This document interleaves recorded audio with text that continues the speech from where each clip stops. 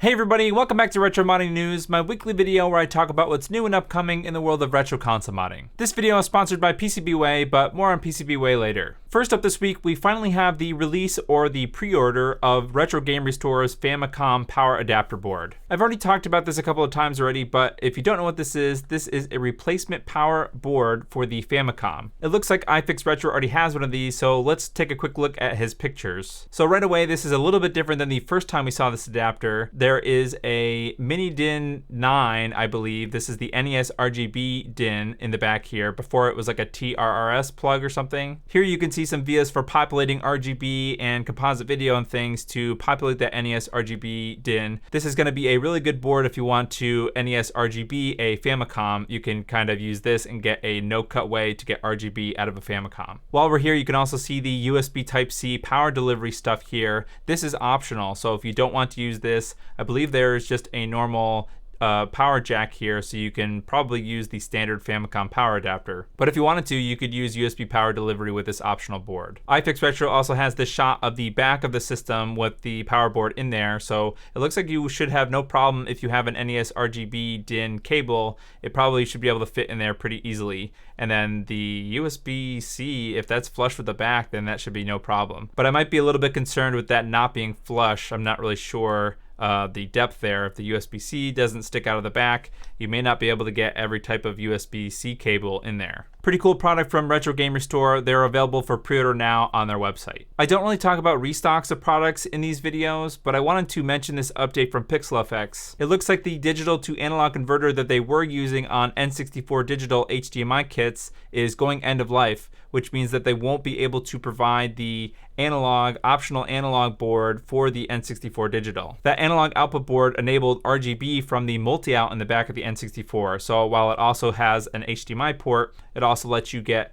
RGB video as well. So this coming batch will be the last time you'll be able to get that optional analog output from an N64 digital. So if you're interested in that, then make sure that you can get one of these when they drop the next batch. Next, we have an interest check from Muramasa. They're trying to see if people will be interested in a Model 1 Sega Saturn shell. There have already been Model 2 Sega Saturn shells for sale for a while now, but I don't think there's ever been a Model 1 shell. This isn't a pre-order, this is just a placeholder for an interest check to see if people are interested in a Model 1 Sega Saturn shell. I don't know a lot about this next project, but I think people might still be interested in it. This is from Broke Studio, and it's a expansion port sound module for the front-loading NES. This board will plug into the bottom of a front-loading NES through the expansion port, and it will add a bunch of expanded audio features. There's currently a listing on Muramasa's website, so this is the EPSM. So let's look at the features. It has a genuine Yamaha YMF 288 FM synth chip. I don't really know anything about synth chips, unfortunately, but it will add 15 new sound channels to the NES, 3 square wave, 6 FM synth channels, 6 rhythm channels, and it looks like it will support expansion audio from supported games or from a power pack or EverDrive. And it has a 3.5mm jack for stereo output. This is a little bit more involved than just enabling expansion audio from existing games.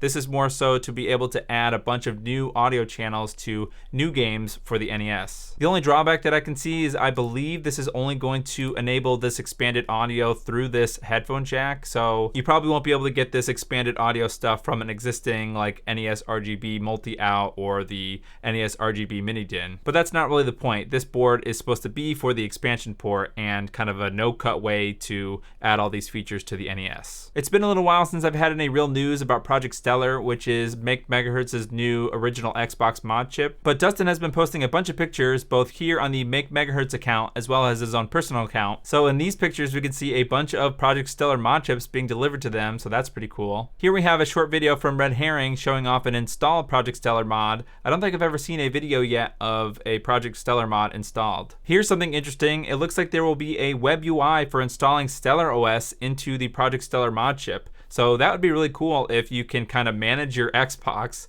through a web interface instead of having to have it all hooked up and use a controller or something to navigate menus. You can kind of just plug an Ethernet cable into it and manage it from your computer, which is kind of nice. There are a bunch of other pictures on Dustin's personal account, so I really hope that means that Project Stellar is right around the corner because I'm super excited to install one of those. Before we get into the big story this week, I want to thank the sponsor of this week's video, PCBWay. If you're just getting started with retro console modding, you might notice that there are a lot of open source console mods. And most of the time, you're on your own for gathering all the parts to build your own. That's where PCBWay comes in. If you're trying to build a mod that requires a custom PCB, all you've got to do is send the Gerber files to PCBWay and they will manufacture the PCBs for you. They provide 3D printing services as well, so if you don't have a 3D printer, PCBWay can print all the parts for you. They even have CNC and injection molding services, so if you're a mod creator and you're looking to create a professional project, then PCBWay is for you. Thanks again to PCBWay for sponsoring this video. You can find out more by visiting the link in the video description. For the big story this week, I wanted to address this tweet from Felix. Felix is the creator of this IDE emulator, and I guess he's used it to boot an Xbox 360 using this IDE emulator. Now, before we keep going, I wanted to talk about that IDE emulator in case you missed it. So this is it here, IDE emulator, and let's just talk about a couple of the features. So it uses a high-speed FPGA. It can reach up to UDMA 6 speeds. I'm not really sure what that means. 8 and 16-bit is supported. It says it supports installation of other devices, which is kind of cool. So I guess if you have like a disk drive or something, you can daisy chain that with this IDE emulator and it will still work. But it also has CD DVD emulation, DVD RAM, yada yada. I've talked about this already. But while we're still here, I did want to mention that it is $319 US, which is pretty high in my opinion. There have been other devices like the Neo Geo flash cart from Terra Onion, I believe, which was super expensive, or there's a couple of those Neo Geo carts. That was in like the $400 range. So I'm not saying that this is like the most expensive thing that you can buy for a retro console, but it is up there in my opinion. Now, Durf on Twitter asked a really good question if this was just emulating the hard drive or if it was emulating the disk drive. And Felix responded that in his original post, he was just talking about emulating the hard drive. Now, my memory for Xbox 360 soft modding is a little bit hazy. I think that hard drives for the Xbox 360 are paired to the console.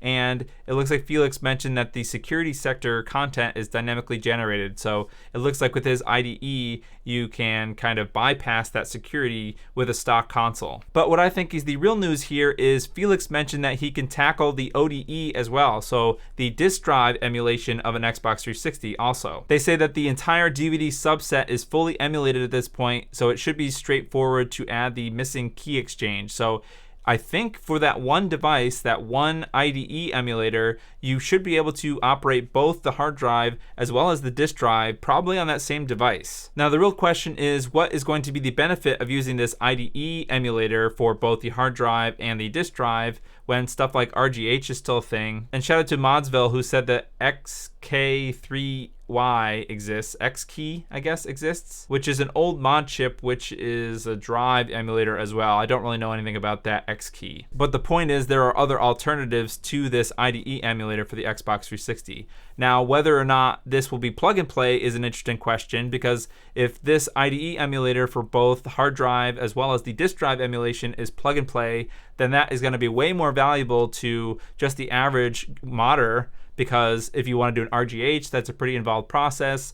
XKey, I don't know what the install process is for that. So it may still be worth it to somebody to pay the $320 if they don't feel like modding their console. And who knows, maybe there will be a nice interface where you can load games from the Xbox 360, but I do know that there are a lot of nice UIs for RGH consoles and things. So it's tough competition, but I'm curious to know what you think. First of all, do you care about Xbox 360 modding at all? That's not really retro, but do you care about it? And second of all, do you think there's any benefit to doing it this way if you are already familiar with Xbox 360 modding? Let me know your thoughts in the comments below. That's it for this week, but check out this video if you want to learn more about the exciting future of HDMI mods. Thanks for watching, and I'll see you in the next video.